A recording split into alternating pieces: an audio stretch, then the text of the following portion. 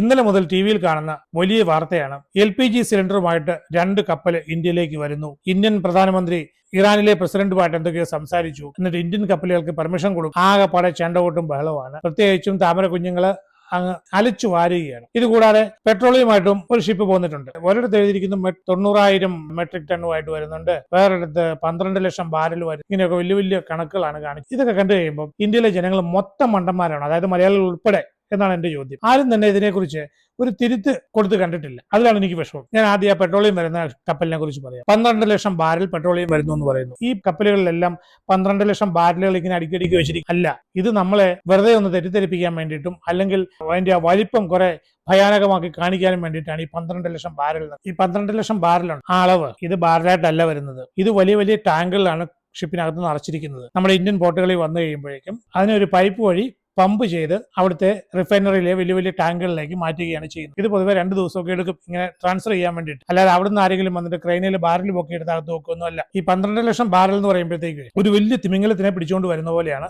Government ഇതിനെ അവതരിപ്പിക്കുന്നത്. നമ്മുടെ ഇന്ത്യയുടെ ഒരു ദിവസത്തെ പെട്രോളിയത്തിന്റെ ആവശ്യം എത്രയാണെന്ന് അറിയുമോ? 5.3 മില്യൺ ബാരൽ എന്ന് പറഞ്ഞാൽ 53 ലക്ഷം ബാരലാണ് ഒരു ദിവസം ആവശ്യമുള്ളത്. നമുക്ക് ഈ 53 മാറ്റി വരും 50 ലക്ഷം ആക്കാം, അല്ലെ 5 മില്യൺ ആക്കാം. ആ 50 ലക്ഷം വേണ്ടിടത്ത് 12 ലക്ഷം ബാരലാണ് ഇവിടെ വരുന്നത്. അപ്പൊ ബാക്കിയോ? അതിനെക്കുറിച്ച് ആരും ഒന്നും പറയുന്നില്ല. ഞാൻ ഒരു ദിവസത്തെ കൺസംഷന്റെ കാര്യമാണ് പറയുന്നത്. അതായത് ഒരു ദിവസം 4 or 5 കപ്പലുകൾ വരേണ്ടതാണ്. എന്നിട്ട് എന്താ വരാത്തത്? യുദ്ധം തുടങ്ങിയിട്ട് 15 ദിവസമായി. ഈ 15 ദിവസമായിട്ട് ആ ഹോർമസ് കടലെടുക്ക് വഴി ഈ പെട്രോളിയമായിട്ടൊന്നും കപ്പലുകളൊന്നും കാര്യമായിട്ട് വരുന്നില്ല. ഒരാഴ്ച മുമ്പ് ഒരെണ്ണം വന്നു, ഇപ്പോൾ ഒരെണ്ണം കൂടി വരുന്നു. അപ്പോൾ ഈ എല്ലാ ദിവസവും 4 അല്ലെങ്കിൽ 5, നമുക്ക് 5ലേക്കും പോകണ്ട, 4 മാത്രം പറയാം. ഈ 4 കപ്പൽ വരേണ്ടിടത്ത് വരുന്നില്ല.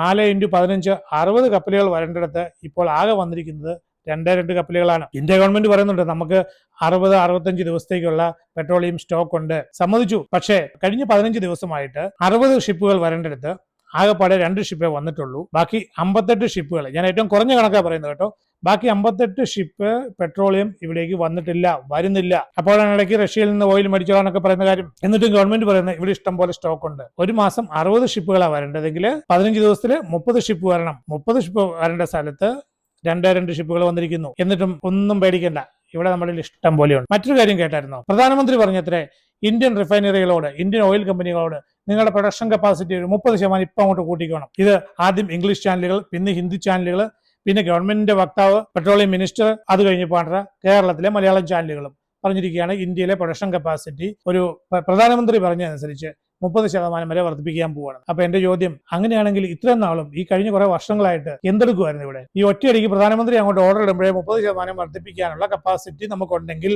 കഴിഞ്ഞ 3-4 വർഷമായിട്ട് അല്ലെങ്കിൽ കഴിഞ്ഞ 8-10 വർഷമായിട്ട് ഇന്ത്യ എന്തെടുക്കുമായിരുന്നു? നിങ്ങൾ ഈ 30% കപ്പാസിറ്റിയെ ഉപയോഗിച്ചില്ല എന്നുള്ളതല്ലേ അതിന്റെ തെളിവ്? പക്ഷെ സത്യം ഇതൊന്നുമല്ല. 30% കൂട്ടിക്കുക എന്ന് പറയുന്നത് പ്രധാനമന്ത്രി ഒരു തള്ളലാണ്. നമ്മുടെ പ്രധാനമന്ത്രി എന്ന് പറയുന്ന ആള് തള്ളു വീരനാണല്ലോ. അദ്ദേഹം 2014 പ്രധാനമന്ത്രി ആകുന്നതിന് മുമ്പ് തൊട്ട് തന്നെ പറഞ്ഞായിരുന്നു എല്ലാ ഇന്ത്യക്കാരുടെ അക്കൗണ്ടിലേക്ക് 15 ലക്ഷം രൂപ കൊണ്ടുവരുന്നൊക്കെ നോർത്തിൽ പറഞ്ഞതാണ്. കേരളത്തിലല്ല. അങ്ങനെ തള്ളാൻ തുടങ്ങിയ പ്രധാനമന്ത്രി ഓരോ ആഴ്ചയിലും ഒരു തള്ളെങ്കിലും നടത്തുന്നുണ്ട്. ആ കൂട്ടത്തിൽ തള്ളലാണ് ഇതും. ആ സീരീസിലെ ഏറ്റവും അവസാനത്തെ തള്ളലാണ് ഈ 30% പ്രൊഡക്ഷൻ കൂട്ടിക്കോ. നടക്കുന്ന കാര്യമൊന്നുമല്ല. ഇപ്പോഴത്തെ കപ്പാസിറ്റി വെച്ച് നമ്മളുടെ പ്രൊഡക്ഷൻ കപ്പാസിറ്റി പ്രധാനമന്ത്രിയുടെ ഓർഡർ പ്രകാരം കൂട്ടാനാണെങ്കിൽ ഏകദേശം 1 മാസത്തിനകം കൂടി വന്നാൽ എല്ലാ കമ്പനിക്കാരോടും ചേർത്ത് കഴിഞ്ഞാൽ, റിലയൻസ് ഉൾപ്പെടെ ചേർത്ത് കഴിഞ്ഞാൽ ഒരു 4 അല്ലെങ്കിൽ 5% കൂട്ടാൻ പറ്റും. ഇതിനപ്പുറത്തോട്ട് പറ്റില്ല. ഒരു 10-12% കൂട്ടണമെങ്കിൽ ഏറ്റവും കുറഞ്ഞ 3 മാസം എടുക്കും. അപ്പോൾ 30% പ്രൊഡക്ഷൻ കൂട്ടണമെങ്കിൽ ഏറ്റവും കുറഞ്ഞത് 2.5-3 വർഷം വരെ എടുക്കും. പക്ഷെ ഇതൊന്നും ചാനലുകാരൊന്നും അനലൈസ് ചെയ്യുന്നില്ല. അല്ലെ ഇവിടുത്തെ എക്സ്പെർട്സിനെ കുറിച്ചൊന്നും പറയുന്നില്ല. നമ്മുടെ ചാനൽ ചർച്ചയിലെ വിദേശകാര്യ എക്സ്പെർട്സ് ഒക്കെ വന്നിരുന്ന് പറയുന്നുണ്ടെങ്കിൽ പോലും അവർ ഇതുപോലുള്ള കണക്കുകളൊന്നും നിരത്തി ഒന്നും സംസാരിക്കാനായിട്ട് ഇവരെ കൊണ്ട് അറിയില്ല. അല്ലെ ഇവർക്ക് അതിനുള്ള സമയവുമില്ല. ഇനി വരുന്ന ദിവസങ്ങളിലും ഡെയിലി ഓരോ ഷിപ്പ് വെച്ച് ഈ പറഞ്ഞ പെട്രോളിയം വന്നാൽ പോലും നമ്മൾ റെഗുലറായിട്ട് ഇമ്പോർട്ട് ചെയ്യുന്നതിന്റെ 20% മാത്രമേ ആവുന്നുള്ളൂ. ഞാൻ പറഞ്ഞല്ലോ, 4 അല്ലെങ്കിൽ 5 കപ്പൽ നിറയെ പെട്രോളിയം ഇവിടെ വരണം ഒരു ദിവസം. അതിന് പകരം ഒരു ദിവസം ഓരോന്ന് പോലും ഇപ്പോൾ വരുന്നില്ല. പിന്നെ ഇറാനിയൻ പ്രസിഡന്റുമായിട്ട് എന്ത് സംസാരിക്കാന്നായി പറയുന്നത്? ഇനി നമുക്ക് LPG കാര്യത്തിലേക്ക് കിടക്കാം. ഗവൺമെന്റ് പറയുന്നു LPG കാര്യത്തിൽ ഇവിടെ കോൺഗ്രസും മറ്റു പ്രതിപക്ഷ പാർട്ടികളും എല്ലാവരും കൂടി ചേർന്ന് ആകെ ജനങ്ങളെ പരിഭ്രാന്തരാക്കുകയാണ്, പാനിക്കാവുകയാണ്. ജനങ്ങള് കള്ളവാർത്ത പ്രചരിപ്പിക്കുകയാണ്. ഈ കള്ളവാർത്ത പ്രചരിപ്പിക്കുകയാണ്, ഞാൻ ഉൾപ്പെടെയുള്ളവര് കള്ളവാർത്ത പ്രചരിപ്പിക്കുകയാണ് പറയുന്നതെങ്കിൽ എനിക്കൊരു ചോദ്യം തിരിച്ചങ്ങോട്ട് ചോദിക്കാനുണ്ട്. കുറെ വർഷങ്ങളായിട്ട് LPGയെ കുറിച്ച് ഞാൻ ഒന്നും സംസാരിച്ചിട്ടില്ല, അല്ലെ ചാനലുകാരും ഒന്നും പറഞ്ഞിട്ടില്ല. നമ്മുടെ മോഡിജി തന്നെയാണ് പറഞ്ഞത് ഒരു 2 വർഷം മുമ്പ് എല്ലാവർക്കും LPG തരാം, ആരും ഇനി വിറക് കത്തിക്കണ്ട, എല്ലാവരും ലൈസൻസ് എടുത്തോളൂ, എല്ലാവർക്കും ഗ്യാസ് കുറ്റി കൊണ്ട് തന്നേക്കാം, അതിനുള്ള പെർമിഷൻ തരാം, കാർഡ് തരാം എന്നൊക്കെ പറയും, പിന്നെ സബ്സിഡി തരാം, ഇതെല്ലാം പറഞ്ഞ് എല്ലാവരെ കൊണ്ടും ഗ്യാസ് മേടിപ്പിക്കും. അപ്പോഴെല്ലാം എല്ലാവരും സൈലന്റ് ആയിട്ടിരുന്ന് കേട്ടു. ആരും ക്രിറ്റിസൈസ് ചെയ്തില്ലല്ലോ, നല്ല കാര്യം എന്നേ പറഞ്ഞുള്ളൂ. ഇപ്പൊ പിന്നെ എന്തിനാണ് നെഗറ്റീവായിട്ട് പറയുന്നത്? എനിക്ക് ചോദിക്കാനുള്ള ഒന്നേ ഉള്ളൂ. ഇപ്പോൾ ഹോട്ടലുകൾ അങ്ങനെ അടച്ചുകൊണ്ടേയിരിക്കുകയല്ലേ, ഹോട്ടലുകാർക്കുള്ള ഗ്യാസ് വിതരണത്തിൽ നിയന്ത്രണം ഏർപ്പെടുത്തിയിരിക്കുകയല്ലേ. എന്തിനാ ഏർപ്പെടുത്തത്? അതങ്ങ് വിഡ്രോ ചെയ്യുന്നേ. നമ്മുടെ ഇഷ്ടം പോലെ ഉണ്ടെങ്കിൽ ഞങ്ങൾ എല്ലാവരും മിണ്ടാതിരുന്നേക്കാം. അല്ല, ഞാൻ മിണ്ടാതിരുന്നേക്കാം. അടുത്തത്, ഇന്ന് ബുക്ക് ചെയ്ത് കഴിഞ്ഞാൽ പിന്നെ അടുത്ത ബുക്കിംഗ് 25 ദിവസം കഴിഞ്ഞേ പറ്റുള്ളൂ. നിങ്ങളുടെ വീട്ടിൽ 2-3 സിലിണ്ടർ ഉണ്ടോ ഇല്ലയോ എന്നൊന്നും ഞങ്ങൾ നോക്കത്തില്ല, പക്ഷെ അടുത്ത 25 ദിവസം കഴിഞ്ഞേ പറ്റുള്ളൂ എന്നല്ലേ. എന്തിന് നിയന്ത്രണം? ഇവിടെ പ്രശ്നമൊന്നുമില്ല, പിന്നെ എന്തിനാ നിയന്ത്രിക്കുന്നത്? മറ്റൊരു BJP പത്രം റിപ്പോർട്ട് ചെയ്തിരിക്കുന്നു, ഇന്ത്യയിലെ ഒരു ദിവസത്തെ ആവശ്യം എന്ന് പറയുന്നത്, ഒരു ദിവസത്തെ ബുക്കിംഗ് എന്ന് പറയുന്നത് ഏകദേശം 60 ലക്ഷമാണ്. പക്ഷെ ഇപ്പോൾ അത് കഴിഞ്ഞ ആഴ്ചയിൽ 83 ലക്ഷമായിട്ട് മാറിയിരിക്കുന്നു. ഏകദേശം 25-30% കൂടി എന്നാണ് അവർ പറയുന്നത്. അങ്ങനെ കൂടിയെങ്കിൽ, ജനങ്ങൾ പരിഭ്രാന്തരായിട്ട് കൂടിയെങ്കിൽ 2 ദിവസം കഴിയുമ്പം ഈ പരിഭ്രാന്തി കുറയുമല്ലോ, അല്ലെങ്കിൽ മിക്കവാറും എല്ലാവരും തന്നെ ബുക്ക് ചെയ്ത് കഴിയും. അപ്പോൾ ഈ പറഞ്ഞ 60 ലക്ഷം എന്നുള്ളത് കുറഞ്ഞിട്ട് ഒരു 55-50 ഒക്കെ ആകാൻ സാധ്യതയില്ലേ? നമുക്ക് 2 ദിവസം കഴിഞ്ഞ് നോക്കാം. ഇനി LPGയുടെ 2 കപ്പൽ വരുന്നു പറഞ്ഞല്ലോ, 45,000 മെട്രിക് ടൺ കപ്പാസിറ്റിയുള്ള 2 കപ്പലുകൾ ഇതാ അവിടുന്ന് പ്രസിഡന്റ് വിട്ടുതന്നിരിക്കുകയാണ്. ഇന്ത്യയുടെ നയതന്ത്രം, മോഡിജിയുടെ വിജയം, മോഡി ലോകത്തിന്റെ മുകളിൽ എന്നൊക്കെ പറയുന്നുണ്ട്. അതൊന്ന് പരിശോധിക്കാം. ഈ 45,000 മെട്രിക് ടൺ, ഈ മെട്രിക് ടൺ എന്നൊക്കെ പറയുന്നുണ്ടല്ലോ, ചുമ്മാ ഒന്നിന് പറയും, ഒരു തള്ളൂടെ കൊടുക്കും. മെട്രിക് ടണ്ണും ടണ്ണും ഒക്കെ ഇന്ത്യയിൽ എല്ലാം ഒന്ന് തന്നെയാണ്. ഒരു ടൺ എന്ന് പറഞ്ഞാൽ 1000 കിലോ, മെട്രിക് ടൺ എന്ന് പറഞ്ഞാൽ 1000 കിലോ ആണ് ഇവിടെ. അത് പിന്നെ അമേരിക്കയിലെ ടണ്ണയ്ക്ക് 907 കിലോ, അതല്ലെങ്കിൽ ബ്രിട്ടീഷ് ടൺ എന്ന് പറയുന്നത് 1013 കിലോ, ഇത്രയൊക്കെ ഉള്ളൂ. അത് ഇന്ത്യയിൽ അതൊന്നും ബാധകമല്ല. അപ്പൊ ഈ മെട്രിക് ടൺ എന്ന് പറയുന്നത് ചുമ്മാ തള്ളുന്നതാണ്. ഒരു ബലം കിടന്നോട്ടെന്ന് കരുതി. ഈ മെട്രിക് ടൺ പ്രയോഗം കുറെ കാലം മുമ്പ് ഉണ്ടായിരുന്നു. എപ്പോഴാണെന്ന് അറിയുമോ? 2018 പ്രളയം ഉണ്ടായപ്പോഴേക്കും ഡാമിൽ നിന്ന് വെള്ളം റിലീസ് ചെയ്യുന്നതിന് ലിറ്റർ കണക്കിനൊന്നും പറയാതെ നമ്മുടെ ചാനലുകാർ പറഞ്ഞുകൊണ്ടിരുന്നത് 500 metric ton per second, 1500 metric ton per minute എന്നൊക്കെ പറഞ്ഞുകൊണ്ട് ഇങ്ങനെ തള്ളുമായിരുന്നു. അപ്പോഴും പലരോടും ഞാൻ ചോദിച്ചു, എന്താണ് ഈ മെട്രിക് ടണ്ണും ടണ്ണും തമ്മിലുള്ള വ്യത്യാസം? നല്ല വിദ്യാഭ്യാസമുള്ളവർ പോലും പറഞ്ഞു, ഒരു ടൺ എന്ന് പറഞ്ഞാൽ 1000 ആണ്, പക്ഷെ ഒരു മെട്രിക് ടൺ എന്ന് പറഞ്ഞു കഴിഞ്ഞാൽ 10 ടണ്ണാണ്. വേറെ ചിലർ പറഞ്ഞു ഒരു മെട്രിക് ടൺ എന്ന് പറഞ്ഞാൽ 100 ടണ്ണാണ്. ഒന്നുമല്ല, മെട്രിക് ടണ്ണും ടണ്ണും ഒന്ന് തന്നെയാണ്. ഇനി നമുക്ക് LPGയിലേക്ക് വരാം. LPGയുടെ 2 കപ്പൽ വന്നു, 45,000 ടൺ വീതം കപ്പാസിറ്റിയുള്ള 2 വന്നു. ഇപ്പോൾ 90,000. ചിലർ പറഞ്ഞത് 87,000 ടൺ അതിനകത്തുള്ളത്. നമ്മുടെ ഇന്ത്യയിൽ ഒരു ദിവസത്തെ LPGയുടെ റിക്വയർമെന്റ് എത്രയാണ്? ഒരു ദിവസത്തെ LPGയുടെ ആവശ്യം എത്രയാണ്? അത് ഏകദേശം 90,000 ടണ്ണാണ്. അതായത് ഈ 2 കപ്പലുകളിലും കൂടി വന്നിരിക്കുന്ന ഈ LPG, ഇത് രണ്ടോട് ചേർത്താൽ പോലും അത് ഇന്ത്യയിലെ ഒരു ദിവസത്തെ കൺസംഷന് വേണ്ടി മാത്രമേ തികയുള്ളൂ. പിന്നെ ഒരു അല്പം മിച്ചം വരും, 1,000 ടണ്ണോ 2,000 ടണ്ണോ എന്തെങ്കിലും മിച്ചം വന്നിരിക്കും.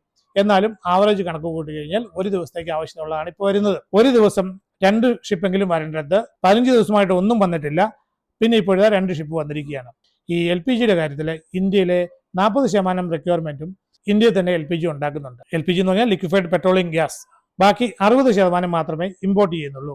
അതുകൊണ്ട് നമുക്ക് ആ 2 കപ്പല് LPG ഒരു ദിവസം കൊണ്ടുവരണം എന്നുള്ളതൊന്ന് മാറ്റിയിട്ട് ഒരു കപ്പല്, അതായത് ഒരു ദിവസത്തേക്ക് വരണമെങ്കിലും വരണം, എങ്കിലേ നമ്മൾ ലെവലായിട്ട് നിൽക്കത്തുള്ളൂ. കഴിഞ്ഞ 15 ദിവസമായിട്ട് കപ്പലുകളൊന്നും വരുന്നില്ല. ഇപ്പോൾ 2 വന്നു. 15 ഷിപ്പ് നിറയെ LPG കൊണ്ടുവരേണ്ടടുത്ത് ഇപ്പോൾ വന്നിരിക്കുന്നത് എത്രയാണ്? ആകെപ്പാടെ 2 വരുന്നത്. അപ്പോൾ ബാക്കിയുള്ള ആ ബാക്ക്ലോഗ് ഇതാരും നികത്തും? വരുന്ന ദിവസങ്ങളിൽ എല്ലാ ദിവസവും 2 വെച്ചും വരുമോ? അതിനെക്കുറിച്ച് നമ്മുടെ പ്രധാനമന്ത്രിയോ പെട്രോളിയം മന്ത്രിയോ എന്തെങ്കിലും പറയുന്നുണ്ടോ? ഇല്ലല്ലോ. അപ്പോൾ 2 ഷിപ്പിൽ നിറച്ച് LPG വരുന്നതും ഒരു ഷിപ്പില് പെട്രോളിയം വരുന്നതും ഞാൻ ആദ്യം പറഞ്ഞ പോലെ തിമിംഗലത്തെ പിടിച്ചുകൊണ്ട് വരുന്നതായിട്ട് ഇവിടെ കാണിക്കുകയാണ്. ഇന്ത്യയുടെ നയതന്ത്ര വിജയം എന്നൊക്കെയാണ് പറയുന്നത്. ഇവിടെ വേറൊരു കളിയും കൂടി ഉണ്ട്, അതുകൂടി നിങ്ങൾ ദയവായി ഒന്ന് മനസ്സിലാക്കിയാൽ കൊള്ളാം. ഇവിടെ 70ഓളം ഇറാനിയൻ നാവികരുണ്ട്. പിന്നെ ഒരുപാട് ഇറാനിയൻസ് ഇന്ത്യയിൽ ടൂറിസത്തിനായിട്ട് വന്നിട്ടുണ്ട്, അതായത് സ്ഥലം കാണാനൊക്കെ ആയിട്ട് വന്നിട്ടുണ്ട്. ഇത് ഏകദേശം 5000-ന് മുകളിലുണ്ടെന്നാണ് കണക്ക്. പിന്നെ പലരും ബന്ധുക്കളെ കാണാൻ വേണ്ടിയിട്ട് ഇറാനിൽ നിന്ന് ഇന്ത്യയിലേക്ക് വന്നിട്ടുണ്ട്.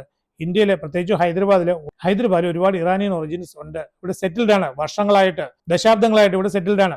അവരെ കാണാനായിട്ടൊക്കെ എപ്പോഴും റെഗുലറായിട്ട് അവരുടെ ബന്ധുക്കൾ ഇവിടെ വരും. ഇവിടുന്ന് ഒരുപാട് പേര് ഇറാന് പോകും. അപ്പോൾ ഏകദേശം 5000-ലേറെ ഇറാനിയൻസ് ഇവിടെ ഇന്ത്യയിലുണ്ട്. ഈ 5000 + 700, ഈ 5700ഓളം ഇറാൻ സിറ്റിസൺസിനെ ഇവിടുന്ന് തിരിച്ചു കൊണ്ടുപോകണം. അവരൊക്കെ ഇന്ത്യയുടെ സംരക്ഷണയിലാണ്. ശരിക്കും പറഞ്ഞ സംരക്ഷണയിലല്ല, കസ്റ്റഡിയിലാണ്, അല്ലെ? അതുപോലെ തിരിച്ച് അപ്പുറത്ത് ഇറാനിൽ കുറെ ഇന്ത്യക്കാർ കുടുങ്ങിയിട്ടുണ്ട്. അതുപോലെ ഏകദേശം 28-30 കപ്പലുകളുണ്ട്.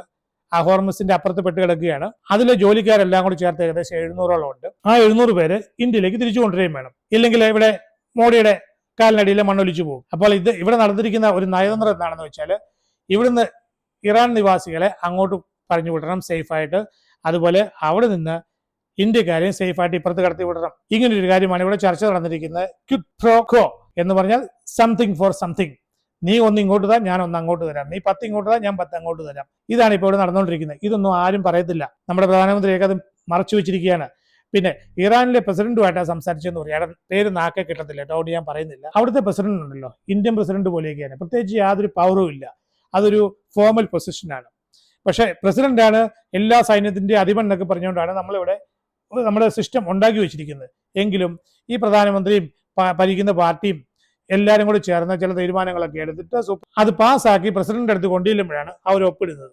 അല്ലാതെ ഈ പ്രസിഡന്റിന് പ്രത്യേകിച്ച് കാര്യമൊന്നുമില്ല.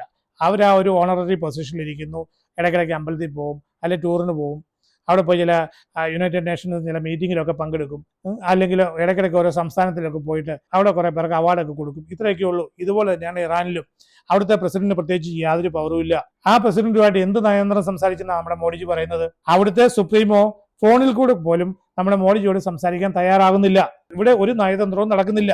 അവിടുത്തെ ചില ഡൂക്കിലുകളുമായിട്ടാണ് മന്ത്രി ജയശങ്കർ സംസാരിക്കുന്നതും നമ്മുടെ പ്രധാനമന്ത്രി സംസാരിക്കുന്നതൊക്കെ. എല്ലാവരും പറയുന്നുണ്ടായിരുന്നല്ലോ വിശ്വഗുരുവാണ്, വിശ്വഗുരു പറയുന്നതെല്ലാം ലോകം കേൾക്കുന്നൊക്കെ.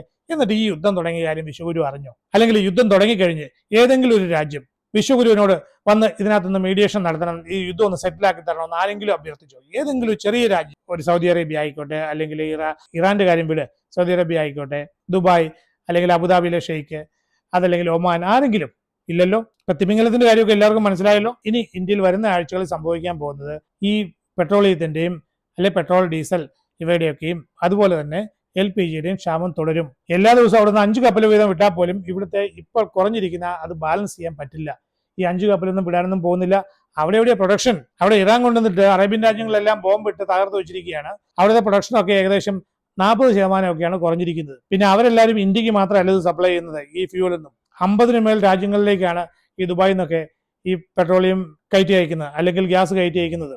ചിലരൊക്കെ എന്നോട് ചോദിച്ച മറ്റൊരു ചോദ്യമുണ്ട്, ഈ CNG എന്ന് പറഞ്ഞാൽ എന്താ? LPG അല്ലല്ലോ എന്ന്. അല്ല, CNG എന്ന് പറഞ്ഞാൽ കംപ്രസ്ഡ് നാച്ചുറൽ ഗ്യാസ്. ഈ CNGയുടെ പ്രൊഡക്ഷൻ എന്ന് പറയുന്നത് ഇന്ത്യയിലുണ്ട്. ഇവിടെയും ഇന്ത്യയുടെ ആവശ്യത്തിനുള്ള ഏകദേശം 40%-ഓളം CNG ഇന്ത്യയിൽ തന്നെ ഉണ്ടാക്കുന്നത്. ഇമ്പോർട്ട് ചെയ്യുന്നത് CNG അല്ല, അത് LNG ആയിട്ടാണ്, ലിക്വിഫൈഡ് നാച്ചുറൽ ഗ്യാസ് ആയിട്ടാണ്. അതിനെ മൈനസ് ടെമ്പറേച്ചറിലേക്ക് തണുപ്പിച്ചിട്ട് കംപ്രസ് ചെയ്ത് അവിടുന്ന് കൊണ്ടുവരികയാണ്. അതിവിടെ കൊണ്ടുവന്നു കഴിഞ്ഞിട്ട് അതിനെ ഡിവൈഡ് ചെയ്തിട്ട് ഈ പറഞ്ഞ CNG എടുക്കുന്നു. പിന്നെ വേറെ ചില ബൈ പ്രൊഡക്ട്സ് ഒക്കെ അതിനകത്തുന്നുണ്ട്. ആ കാര്യത്തിലും ഇവിടെ നമ്മൾ ഇന്ത്യ 60%-ന് മേൽ ഇമ്പോർട്ട് ചെയ്യുകയാണ്. നമ്മൾ പെട്രോളിയത്തെ കുറിച്ച് സംസാരിച്ചു, LPGയെ കുറിച്ച് സംസാരിച്ചു. ഈ CNGയുടെ കപ്പലുകളും ഡെയിലി ഒരെണ്ണമെങ്കിലും വരണം. അതിനെക്കുറിച്ച് ആരും ഒന്നും മിണ്ടുന്നില്ല. LNGയുടെ കപ്പലുകളും ഡെയിലി ഒരെണ്ണം അല്ലെ 2 വെച്ചെങ്കിലും വന്നുകൊണ്ടിരിക്കണം. പിന്നെ എല്ലാ കപ്പലുകളും ഈ പറയുന്നത് പോലെ 40,000 ടൺ കയറ്റാനോ അല്ലെ 12 ലക്ഷം ബാരൽ കയറ്റാനോ കപ്പാസിറ്റി ഉള്ളവയല്ല. അതിനകത്ത് 10,000 ടൺ കയറ്റുന്നു, 20,000 ടൺ കയറ്റുന്നു, ചെറിയ ചെറിയ കപ്പലുകളൊക്കെ ഉണ്ട് കേട്ടോ. അതിൻ്റെ ഒന്നും കാര്യം ആരും മിണ്ടുന്നില്ല. നമ്മുടെ ക്ഷാമം തുടങ്ങിയിട്ടേ ഉള്ളൂ. നമ്മളെല്ലാവരും വരുന്ന മാസങ്ങളിൽ അനുഭവിക്കാൻ പോകുന്നേ ഉള്ളൂ. ഫ്ലൈറ്റ് ടിക്കറ്റിന്റെ ചാർജുകളൊക്കെ കൂട്ടാൻ തുടങ്ങിയിരിക്കുകയാണ്, അല്ലെ കൂട്ടിക്കഴിഞ്ഞു ഇപ്പം തന്നെ. ഇതുപോലെ നിത്യോപയോഗ സാധനങ്ങളുടെ ഒക്കെ വില കൂടാൻ പോവുകയാണ്. വളത്തിന്റെ വില കൂടും. അത് കൂടുമ്പോഴത്തേക്കും അരിയുടെയും ഗോതമ്പിന്റെയും പിണ്ണാക്കിന്റെയും എല്ലാം വില കൂടും. അപ്പോൾ ഗവൺമെന്റ് പറയായിരിക്കും നിങ്ങൾ 3 തരം ഭക്ഷണം കഴിക്കേണ്ട, 2 തരം കഴിച്ചാൽ മതി എന്നല്ലേ.